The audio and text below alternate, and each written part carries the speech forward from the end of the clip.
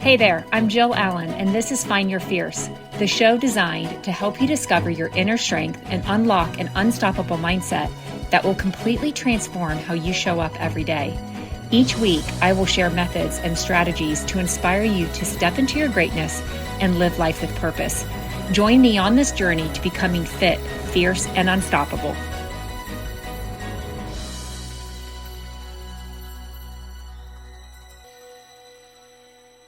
Hey there, welcome to episode 203 of Find Your Fierce, the place where we support each other in becoming the best versions of ourselves. And oh my gosh, it has been a while. So much has happened since we wrapped up the Ignite Your Mindset series at the end of last year. Life got busy. The holidays came, they went. And I know I just wanted to be present in that time. Our weeknights, they filled up with basketball games and swim meets, and the morning fitness classes started back up at 5 a.m. And so lots of things were going on. I know I was planning retreats and creating travel plans for friends and family. And by the end of the day, I had so many thoughts swirling around in my head that I didn't even know where to start with the next podcast series, as I wanted to discuss everything from travel to health and wellness and faith and mindset. And I just felt stuck on how to begin the new series. So I just put it on hold. And so here we are today, because after returning from an incredible adventure in Costa Rica with a fantastic group of women, I came back with a fresh perspective and I'm ready to get back into the swing of things. Maybe it was the travel or the getaway, or maybe the arrival of spring and the sunshine. Whatever the reason, I am back at it. And I don't have a specific plan for a series, and that's okay. I wanted to start with something that has been on my heart. As I always say, I firmly believe that you don't have to know the path, the how, or what it will look like. You just need to show up and God will take care of the rest. Showing up and partnering with God is the work that truly makes a difference. But before we dive in, I wanted to give you an update on Hike, Live, Explore. I'm thrilled to share that not only do I host 3 to 4 retreats and adventures each year, but I also love creating, planning, and booking group travel, private retreats, corporate adventures for your friends, family, and work teams, even family vacations.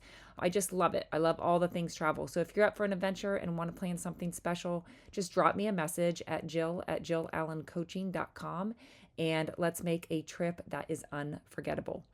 And of course, there's always Fit and Fierce, where you can hit play on over 500 on-demand 20-minute workout sessions with me. Be sure to download that app. Links are in the show notes. So, are you ready? I know I am, so let's dive in. Okay, so life can throw some challenges our way. Sometimes it feels tough to keep our heads up and our hearts open when in the midst of chaos. And so all you have to do is check out the news, the social media, and you can see that chaos coming from every direction. Maybe you have some chaos and challenges of your own going on right now, but guess what? We can all rise above the noise, the struggles, and we can actually love like Jesus no matter the situation. And so today we are going to share some heartwarming stories and simple, practical steps to help us turn negativity into positivity. And we're going to chat about the power of prayer and healing and how showing love, even when it's hard, can truly transform our lives. Okay, so like I mentioned before, this has been something that's on my heart for a while, and it finally inspired me to take the time to put it all together and record my thoughts. Many of us here have chosen to follow Jesus, right? So I want you to picture this. Jesus went up on the top of the mountain and prayed all night. And at daybreak, he called together his followers and chose 12 of them to be his personal students, right? And work closely with him. And when Jesus and his disciples came down from the mountain, a massive crowd was waiting. And this crowd hadn't gathered to necessarily learn the truth about Jesus. They had actually come seeking for their own miracles. Now, Jesus' healing powers had spread, and people traveled long distances to seek that healing. So if you were sick, you got to ask, wouldn't you do the same? Wouldn't you take your baby who maybe had an illness, or your mom who's been struggling, or wouldn't you call your best friend who has been suffering? Wouldn't you seek this man out for his mysterious healing powers? So as you can see, many flock to see him. There's story after story in the Bible that shares this, okay? But here's the thing. Jesus wanted to do more than just offer healing for their bodies. He aimed to heal their souls. And he is still wanting to do that today. Okay. So to achieve this, though, he needed to teach some important lessons. This was a significant moment for Jesus. With such a massive crowd gathered, he's probably thinking, like, what would he say to them? And I know we can read this as Jesus is teaching to this crowd in Luke 6:20 through 49. But I want us to focus specifically on verse 31. And it goes like this: do to others as you would like them to do to you. Jesus isn't telling them to do something mysterious or incredibly difficult. He's not overcomplicating things. He's simply asking them to think about what they would want others to do for them and then go and do that for others intentionally, on purpose. It's so simple, right? There's no confusion in this because you know yourself. You understand how you wish others would treat you. I know I do. I know what would make me feel included and loved and important. So we should do that for others. And I can bet that you've heard this teaching before. It goes way, way back. It was given this clever name that you likely know, the Golden Rule. Learned it on the first day of kindergarten. Guys, it's called the Golden because of its immense value. Do unto others as you would have them do unto you. Jesus said that. And when Jesus taught this lesson to this large crowd gathered to seek his healing powers, they probably had heard it before. In fact, this teaching had existed for a long time before Jesus, though with a slight difference. These people had grown up hearing a teaching that said, that which you hate to be done to you, do not do to another. Another version that they were familiar with was, what is hateful to you, don't do it to anyone else. Now, this teaching is so valuable, but do you notice what's different about Jesus' version? He transforms a negative statement into a positive one. He flips it like he always does.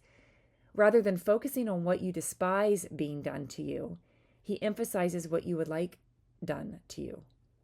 With this slight shift from negative to positive, Jesus encourages us to go beyond merely avoiding bad behavior and instead actively doing good. There's a big difference. There's a huge difference. I can easily choose not to treat you badly. I can walk by you. I can avoid engagement or look the other way. But in order to treat you well, I must engage. It takes intentional effort to do good. And Jesus says, yes, make that effort to do good. We can't just walk around trying to avoid harming anyone. Jesus wants us to do better. He wants us to do good for everyone. It's so simple, so valuable, yet so radically different from what we've been doing. Radically different from what the world tells us to do. Radically different from what the world does day in, day out. So how can we be a difference maker? What can we do today to be a light versus what the world encourages? In verses 27 and 28, Jesus tells the crowd, love your enemies. Do good to those who hate you. Bless those who curse you and pray for those who hurt you. Now let me repeat that because between you and me, that sounds crazy, right? Love your enemies. Do good to those who hate you. Bless those who curse you and pray for those who hurt you. Now think about that for a moment. How hard is that for you to do? Honestly, it's really, really hard for me. Yet I can't ignore how clear Jesus is making it. He shows us how he loves, and he calls us to love like him. Did Jesus love his enemies? Yes, he did. He knew Judas would betray him, yet he washed Judas's feet with love just moments before the betrayal. Did Jesus bless those who cursed him? Yep, absolutely. He wanted good things for those who wished him harm. He was willing to die for them. Did Jesus pray for those who hurt him? Yes. Remember when he was hanging on the cross and looked out at the crowd cheering for his crucifixion, including those who had nailed him to the cross? He said, forgive them, Father, for they don't know what they are doing. Now, Jesus tells us to love like him. How do we do that? Guys, read Luke 6:27 and 28. Do good to those who hate you. Bless those who curse you. Pray for those who hurt you. Do good to them. Wish them well. Pray for them. Yes, this applies to our enemies. Why? Because this is the pattern of Jesus' love, and you and I are called to love like him. Who's been against you? Who has been making your life difficult? Who has spoken poorly of you, done you harm, or hurt your heart? Take a moment and picture that person in your mind right now. Jesus is showing you how to handle this. While it may seem simple, it might not make much sense at first. You probably won't feel like doing this, but God doesn't wait for warm and fuzzy feelings for us to take action. We must respond in obedience to the prompting of the Spirit of God, and let me assure you, He is prompting you. Live by the golden rule, but not the world's version. Follow Jesus' golden rule. He calls us to go beyond simply avoiding doing anything bad, but yet we should intentionally do good, to act on purpose. Decide right now that you will do what Jesus is clearly instructing. Do good to them, wish them well, pray for them. You might even find it difficult to navigate certain challenges on your own. But here's the good news. You can live in a way that others cannot because you possess something they don't. You have the power of God within you, and this power enables you to love like Jesus. It reminds you that God is working all things together for your good and is transforming every intended harm into something incredibly good for your future. I know it sounds crazy, but keep this in mind and your love will be unchained. One of my closest friends, she was going through some marital troubles, and I only heard one side of the story, which made it seem like her husband was being completely unreasonable, a complete buffoon. Despite being deeply hurt by his negative actions, my friend made a commitment to pray for him every day. And she would bring his name before God's throne and ask for blessings for him day in and day out. And while I've never experienced day-to-day marital problems or been hurt by someone in that way, I have to say I so admire her perseverance in prayer. She was such a light, and it was kind of like the question is like, why did she do this? Because that's what Jesus instructed her to do. Miraculous things happened as a result. And if we're being completely honest, no, he didn't change. That wasn't the miracle, but she did. She realized she no longer needed him to change. She was filled with peace and truth and strength, and her happiness was no longer dependent on him. And if I were acting unjustly, if I were acting like a buffoon, I would hope someone would pray for me, because it's the golden rule. Do it for them. So if you're struggling with this, God has given me a simple first step to share with you. For those who are cursing you or speaking ill of you, start speaking well of them. There must be something good about them, right? At one point, they must have done something right.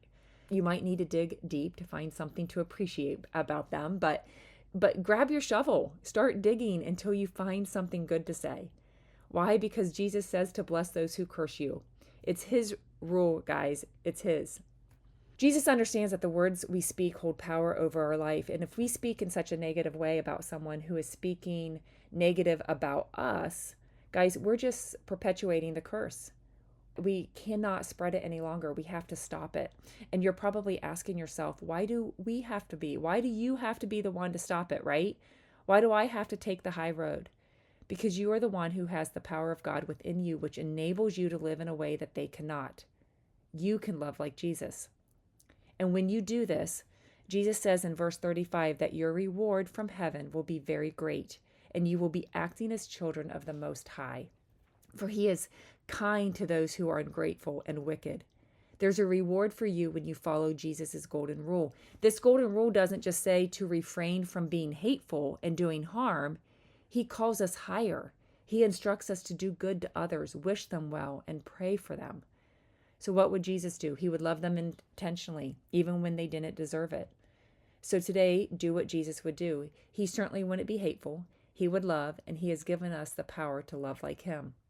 I want to conclude with a few more thoughts, and it applies to everyone, regardless of our faith or our political beliefs or our personal relationships, whether you are best friends with your coworkers or simply passing a stranger on the sidewalk. Here are some actionable steps you can implement into your day. In addition to the following, do good to them, wish them well, pray for them.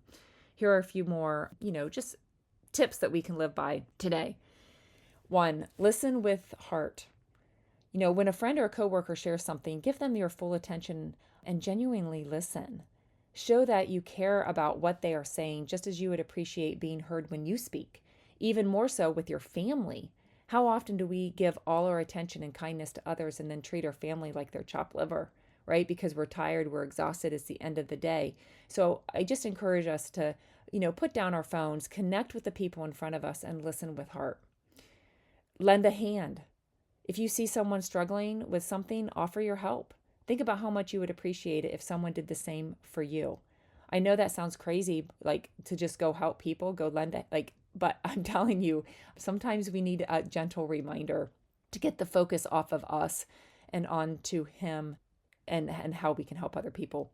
Spread kindness. A little compliment can go a long way. Whether it's telling someone they did a great job or simply smiling at a stranger, these small acts of kindness can brighten someone's day just like you would want someone to brighten yours. How about saying thank you? Just say thank you. Always express your gratitude, whether it's to a friend who helped you or that coworker who went the extra mile. Let them know that their kindness means a lot to you. Here's a biggie. Invite others.